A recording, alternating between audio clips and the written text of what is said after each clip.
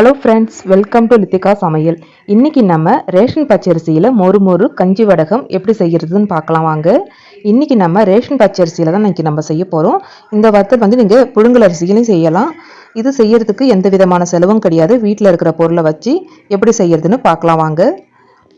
நான் அதுக்கு ரேஷன் பச்சரிசி 2 டம்ளர் எடுத்திருக்கேங்க. இதோட அளவு 400 கிராம் இருக்கும். ஜவ்வரிசி 25 கிராம் அளவு எடுத்திருக்கேங்க. இது ஆப்ஷனல் தான், நீங்கள் வேண்டாம்னா ஸ்கிப் பண்ணிக்கிங்க. ஜவ்வரிசி சேர்த்தா வத்தல் பொரிக்கும் போது அப்பளம் மாதிரி நல்லா பெருசாக வருங்க. அதனால தான் ஜவ்வரிசி சேர்க்குறோம். அரிசியை 4லேருந்து 5 தடவை நல்லா கழுவி எடுத்துக்கலாங்க.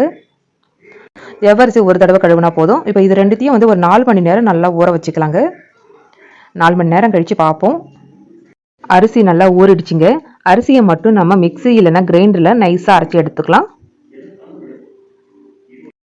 பச்சரிசினால நமக்கு சீக்கிரமாகவே மஞ்சிரும். நல்லா மஞ்சிடுச்சு பாருங்கள். இந்த அளவுக்கு நம்ம அரைச்சி எடுத்துக்கணும். நம்ம அரைச்சி வச்ச மாவு ரெடியாக இருக்குங்க. ஜவ்வரிசியும் ரெடியாக இருக்குது. காரத்துக்கு 10 பச்சை மிளகாய் எடுத்துருக்கேங்க. அடுத்து தேவையான அளவு கல் உப்பு, சீரகம் 2 ஸ்பூன் அளவு எடுத்துருக்கேன், பெருங்காயத்தூள். நம்ம பச்சை மிளகாவை மிக்ஸி ஜாரில் ஆட் பண்ணி நைஸாக அரைச்சி எடுத்துக்கலாங்க. கஞ்சி செய்யறதுக்கு ஒரு அகலமான பாத்திரம் எடுத்துக்கலாங்க.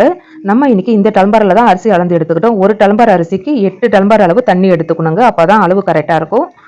மொத்தமாக நம்ம 16 கிளாஸ் அளவு தண்ணி எடுத்துக்கிட்டோங்க. இதில் நம்ம ஊற வச்சு ஜவ்வரிசியை சேர்த்துக்கலாம். ஜவ்வரிசியில் நல்லா வேகணும். ஒரு தட்டு போட்டு மூடி நல்லா கொதி வர வரைக்கும் நம்ம வெயிட் பண்ணலாங்க.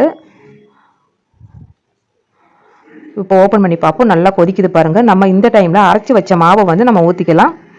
முக்கியமாக மாவு சேர்க்கும் போது விடாமல் கலந்து விட்டுக்கிட்டே இருக்கணுங்க. இல்லைன்னா நமக்கு கெட்டி ஆகிடும் மாவு.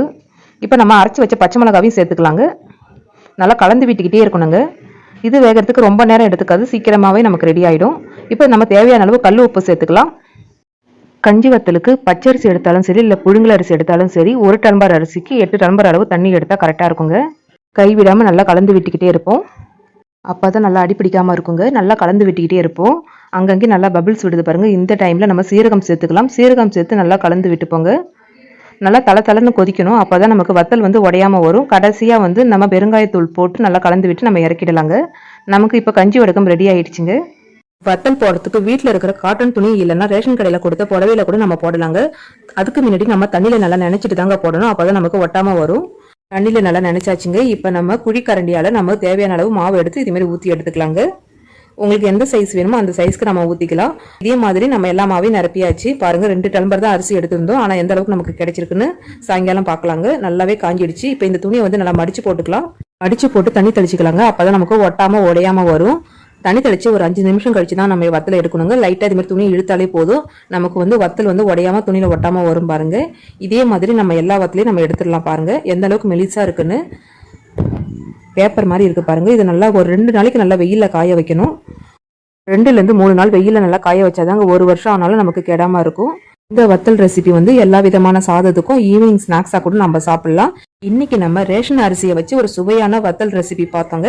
இந்த வீடியோ உங்களுக்கும் பிடிக்கும்னு நினைக்கிறேன். பிடிச்சிருந்தா லைக் பண்ணுங்க, ஷேர் பண்ணுங்க, கமெண்ட் பண்ணுங்க அண்ட் சப்ஸ்கிரைப் பண்ணிக்கோங்க.